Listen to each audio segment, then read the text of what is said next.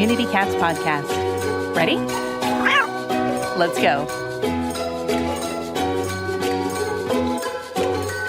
Welcome to the Community Cats podcast. I am your host, Stacy LeBaron. I have been involved helping homeless cats for over 20 years with the Merrimack River Feline Rescue Society. The goal of this podcast is to expose you to amazing people who are improving the lives of cats. I hope these interviews will help you learn how you can turn your passion for cats into action. Today, we're speaking with Britt Collins. British author and journalist Britt Collins writes for The Guardian, Sunday Times, Condé Nast Traveler, and many other publications. She's also an activist and has volunteered at sanctuaries around the world, from tending big cats and baboons in Namibia to wild horses in Nevada, that have inspired features for The Guardian and the Sunday Times. While writing for the British tabloid, The Sunday People, she's raised hundreds of thousands of dollars for many international charities through her investigative animal cruelty stories. As an activist, she has helped shut down controversial breeders of laboratory animals. She lives with her cats in London. Britt, I'd like to welcome you to the show and say that today we're going to be talking about a very interesting book that you've just authored called Strays. So welcome to the show. Thank you for having me. So obviously you have great passion for animals, but I wanted to find out, how did you get so interested in cats? I think I've always loved cats. I loved animals since I was tiny, but we had about 12, 13 cats at one time when I was a child. And it's just something that I've been obsessed with my whole life. I've rescued injured squirrels and pigeons and everything. And I became a vegetarian when I was very young. I started out as a music journalist in the 90s, and a lot of the musicians and people in the industry were vegan or vegetarian. And inevitably, I became a vegan about 20 years ago. And in my spare moments, I've always helped or rescued animals or volunteered with farm animals or wildlife. It's just something that I think is in my DNA. That's great. You have sent me this book, which I have to say I spent my whole weekend reading, and I enjoyed it thoroughly. It's called Strays. Can you tell me a little bit about the story? It's essentially about a lost cat in Portland and a homeless man who lives on the streets. He stumbles upon her one evening beneath a restaurant table. She's skinny, hurt, injured, and he tries to sort of find her home, but when nobody responds to his ad on Craigslist, he has to keep her. And because he's homeless, he normally migrates and drifts the seasons. He goes to California, and he obviously had to take the cat with him. And it flips between Michael King, the homeless man, and the cat's owner, who in the 10 months that she's gone, never stops looking for her. And the cat's litter mate, Creto, waits on the porch for her every night. And they have adventures. Michael and the cat, who he names Tabor, have adventures all across the West Coast. They go camping in Yosemite. They have encounters with bears. They escape a cattle stampede. And at the end of this emotional journey, when he's visiting his foster father in Montana, he finds the cat has a microchip. So he has to decide what to do. And he decides to return the cat back to Portland. It's a really, really moving story. I think for those of us that have been in sheltering for quite a few years, I think we've all had several great stories of reuniting a lost cat with their family. But in my experience, it has been more of a case of, a stray being found, brought into a shelter, scanned, and then reunited. I've never really thought before about the different dynamics between having, a current owner versus the previous owner. And is there any question of, who's the better home or who really owns the cat? And I don't necessarily think that's a question in this book, but it is an interesting question to think about what microchipping has brought to the table to us in the last, 15 or 20 years or so. If we did not have microchips in our pets, Tabor would have been Tabor and just stayed with Michael the whole time. How did you find out this story? I mean, where did you find Tabor and Michael and Ron? How did you actually discover this story? And then what made this story more unique than maybe another reuniting story? Well, I always loved reading animal stories, particularly when they have happy endings. But at the time, I was living in Los Angeles. My then husband and I, we dragged all our cats from London and moved to LA. I was writing a story for The Guardian, and while I was researching it, this headline caught my eye. Homeless man travels 3,600 miles to take cat home. And it's just the sort of quirky story that I love. So I started reading it and instantly thought, I have to find this man. This story has everything: love, loss, tenderness, mystery, adventure. And so I did. I tracked down Michael's foster father in Montana. Then I got a hold of Michael and Ron, the cat's owner. And literally 2 weekends later, we were filming them in Portland. But what's really interesting about this is Ron, the cat's owner, lost Tabor twice. The first time she was kidnapped out of his house by a neighbor who dumped her in the woods. She survived wild for 6 months, and he got her back through her microchip. She was almost put to sleep because the Humane Society there thought she was feral. She was so sick. She was so skinny. They were going to euthanize her. So he literally saved her within hours. So he actually got his cat back twice because she was microchipped. So even if they go outside, it's just so crucial. Just in case they get out, it's one way of ensuring that you'll get your cat or dog back. And keeping that information up to date. That's one of the things that is really important, is that if you move, make sure, or you change your phone number, make sure your contact information is updated with the microchipping company, because that's another frustration that we have in the sheltering world. And one thing that Ron made sure was always kept current was that the microchipped contact information was always a direct line right to him. I mean, one thing Ron has done, that cats no longer go outside. I guess he got her back twice. He just didn't want to sort of chance it anymore. And he now has another cat that he and I rescued while I was up in Portland interviewing him the second time. And he takes them all out on leads, takes them to the beach or wherever, as he used to do with Mada and her brother Crito. And he's actually converted his conservatory into a room with trees, so they have a sort of sense of the outdoors without going outside and being safe, basically. So his own catio version. Yes, his own catio version, yes. It's funny. One of the folks that I've interviewed for this show are the folks from an organization called Adventure Cats, is talking about, people who go hiking with their cats, get them outside, a lot of information about different harnesses, different backpacks you can use. And as I was reading through this book, I kept on thinking that this is sort of has a lot of adventure cats to a very extreme degree, but there's a lot of adventure cats there. And Tabor the cat seemed to have the personality that worked for that. Not every cat could be what Tabor was to Michael, but in addition to being compatible, able to travel, what other things was Tabor able to help Michael with? I guess he saw her as a warm and constant presence, that she just cheered him every day and made him laugh and kept his sort of gloomy thoughts at bay. She made him happier and she made him laugh. And that makes a huge difference when you live on the street and have nothing. And when you struggle with drinks or drugs or depression. She also helped create potentially some community there. There were other characters in the book that knew of Tabor too, with, in Michael's community. She definitely bound them together. In fact, Michael said that summer that they had Tabor, they all became closer. And in fact, a lot of the street kids that hung around with Michael were against him taking the cat back, because they assumed, well, you've had her for a year. She's basically your cat.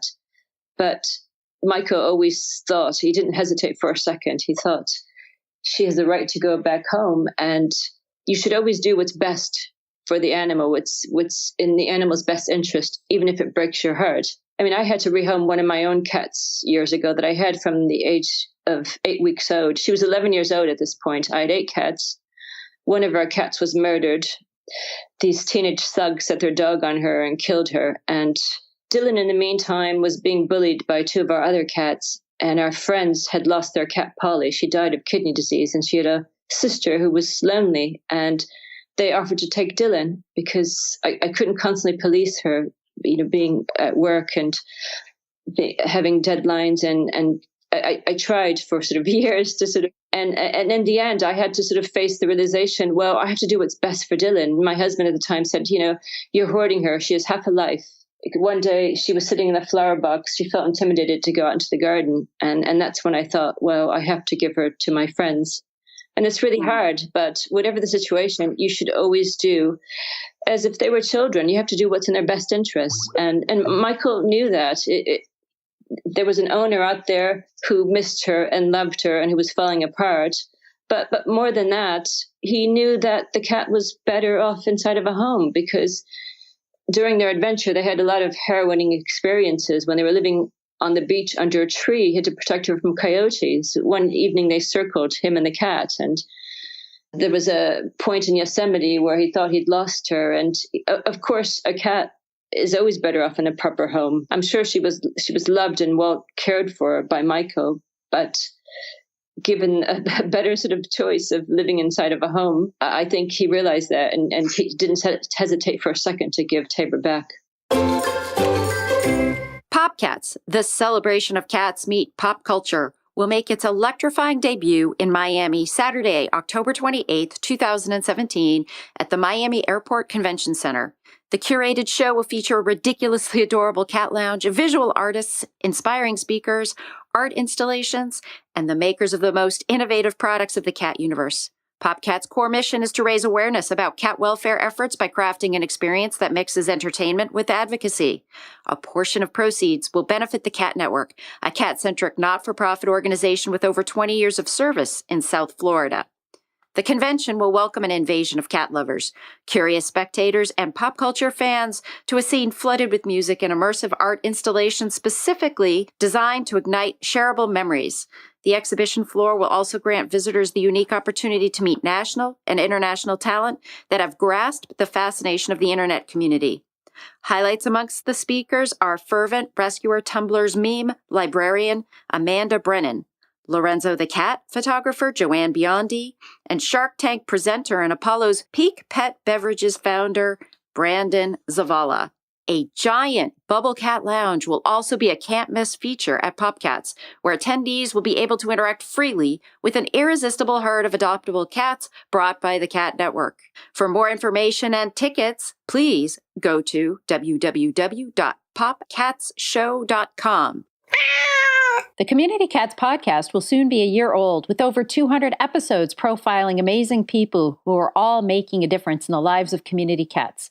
If you would like to support the show, but not be a sponsor, feel free to contribute to our efforts by going to www.communitycatspodcast.com and follow the donate link. Help us to continue to provide excellent programming.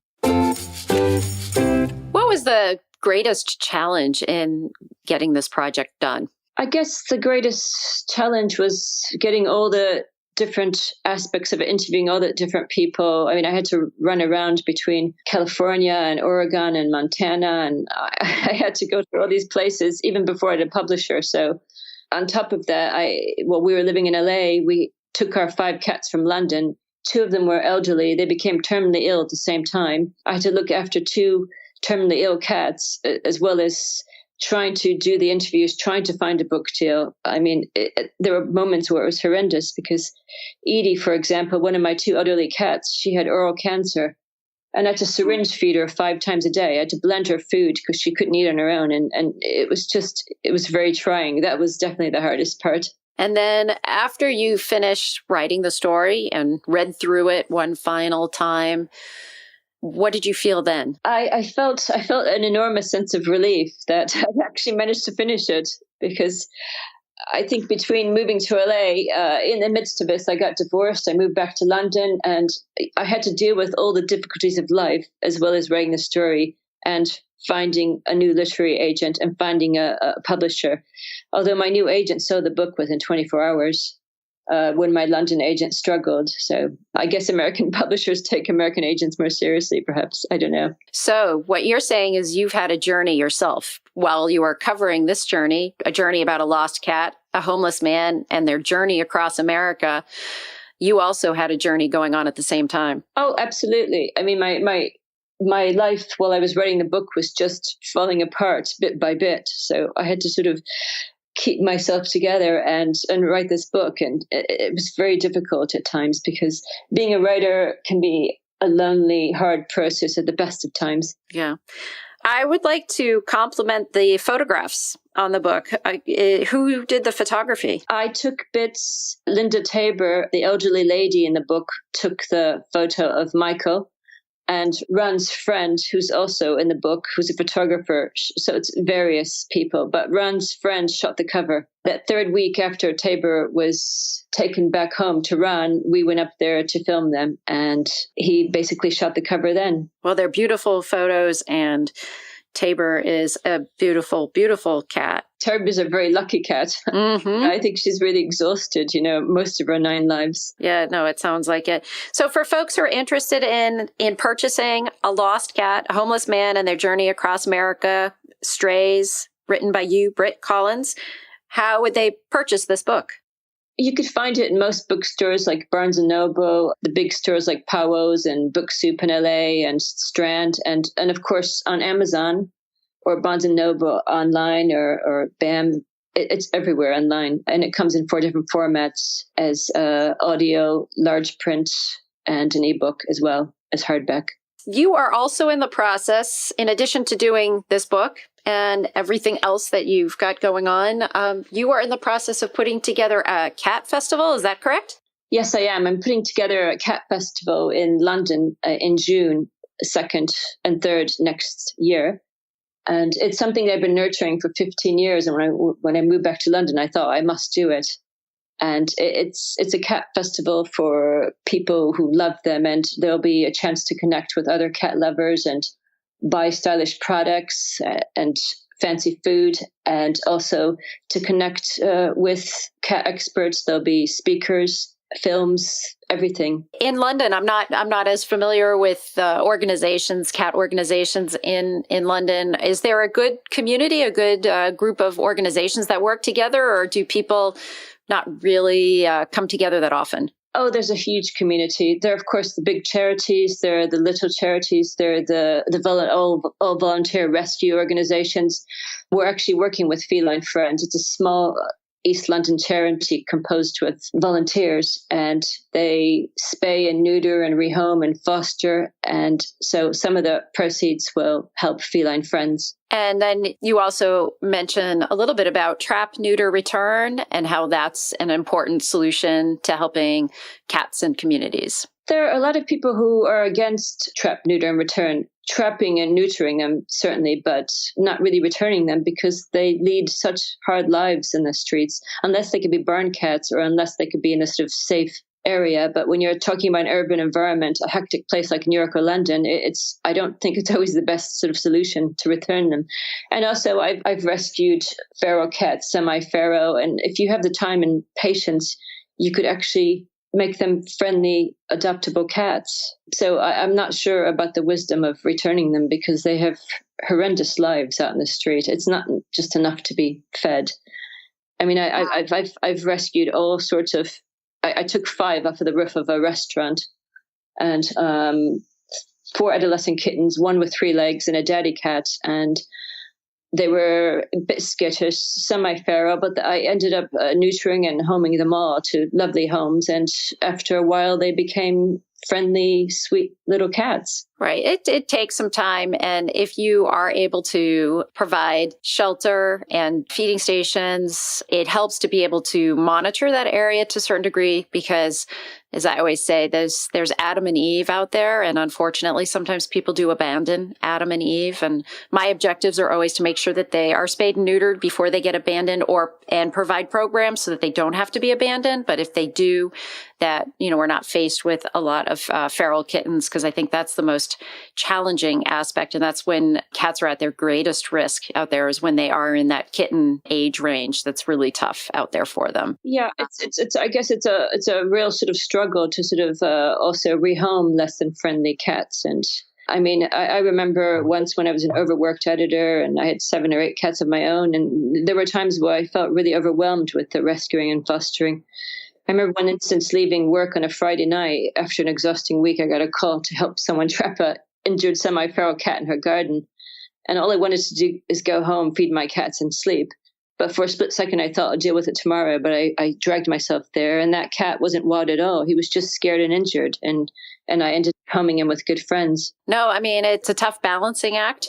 And you have to, at different times of the year, we used to have the room at the inn philosophy too, where we might trap, neuter, and return some cats in the summertime. And if they were friendly, we'd go back. And when there was room in the shelter, we would go back and retrap them and bring them in for adoption when we had more space in the shelter. So there's just a lot of balancing that has to go on in that whole process. And certainly the area, where you're doing your trap, neuter, turn. If you're dealing with a colony of 50 cats, it's a whole different story than if you're dealing with a group of 6 cats. So there's just a lot of moving parts and gray areas in that whole process. And if you do have the resources, you certainly can. I've had a semi-feral cat who I adopted as a kitten, or it's her 4th foster home, and it took her 15 years to socialize, but she's now a happy, roly-poly, friendly 15-year-old cat. I remember Michael Mountain, one of the founders of Best Friends Animal Society in Utah, when they flew over 300 street cats and dogs from Beirut during the war. And he kept a couple of those. And he said, they were unfriendly and difficult, but after a while, they just adapted. And, he could actually pick one of them up. Right. So, Britt, if there are folks that want to find out more about the work that you're doing, about the book, about the Cat Fest, how could they find you? They could find me on my website, brittcollins.net.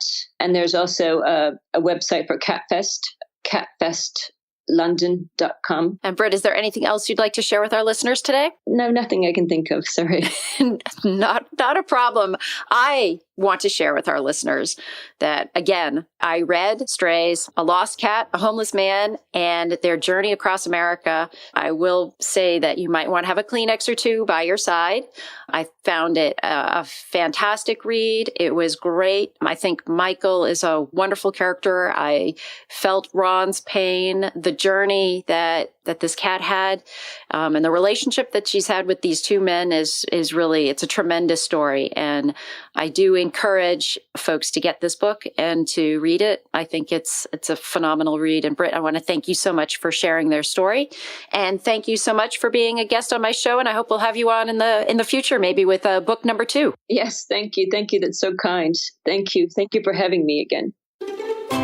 Thank you for listening to the Community Cats podcast. I would really appreciate it if you would go to iTunes, leave a review of the show. It will help spread the word to help more community cats.